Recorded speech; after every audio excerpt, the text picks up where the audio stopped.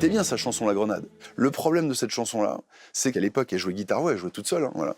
Et parce que bah, c'était le tout début, parce qu'on n'avait pas monté de groupe, parce que voilà, elle la joue et ça sonne rock français. Et on se dit comment est-ce qu'on peut faire pour faire que cette chanson soit chargée de ce qu'elle dit et de ce qu'est Clara et de pourquoi elle l'a écrite, etc. Et pour autant qu'on puisse ne pas être juste dans un genre figé qui serait la chanson un peu relou, rock français, qui est hyper bien faite, mais bon, voilà. La Grenade, ouais, c'était vraiment le morceau, on n'y arrivait pas, quoi. On désespérait un peu de réussir à faire une version qui nous plaise complètement. Et ça, c'est la première version.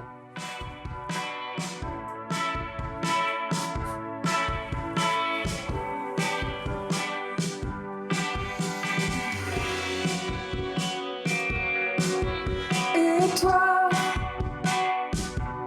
qu'est-ce que tu regardes? T'as jamais vu une femme? On n'y était pas, hein.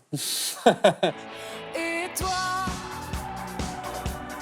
qu'est-ce que tu crois? Une des 127 versions. Qu'un animal? Il faut savoir qu'il y a eu de nombreuses versions que j'espère tu ne trouveras jamais parce qu'il y en a quand même des sacrés ratés, quoi, notamment la salsa, la grenade en salsa, dont je me souviens péniblement. Voilà. Tu l'as? Non. Ah, il y a eu plein de versions, mais il y a eu tout, hein, n'importe quoi et tout. Et à la fin, Clara et Ambroise disent bon bah on a essayé tout. Et c'est vrai que c'était très épuisant. Vaut mieux que ça soit un guitare-voix. Ah, je te raconte pas le truc. Je savais pas du tout en plus ce qu'il fallait en faire, mais c'était pas possible, que c'était inenvisageable. Et du coup, ça commence à être un peu la psychose et tout. On s'engueule de folie, machin truc et tout, pendant des semaines, enfin je sais pas, des jours, des semaines. Je me suis dit en fait ce qu'il faudrait, c'est que plutôt que de rester sur la guitare, il faudrait qu'on soit dans un truc plus rond, plus chaloupé. Il m'a dit, vas-y, prends la basse et on essaie de reconstruire le morceau juste à partir de la basse. On sait qu'on veut ce tempo-là, qu'on veut ce truc-là. Un après-midi, des heures et des heures et des heures, où il fait des démos de basse, tout ça, où je suis à côté de lui, pauvre vieux, et du coup, il enchaîne les trucs et tout. Il arrive à faire un premier riff, un deuxième, un machin, un truc, un bidule, et en gros, génie d'Ambroise. Ben voilà, là, c'est une autre dimension, la chanson est quand même beaucoup plus intéressante. Puis Benjamin Lebeau est arrivé. Il a rajouté des parties de guitare sur les refrains. Et ensuite, Yuxek a récupéré tout ça et a mis la basse hyper fort, a mis un énorme kick partout.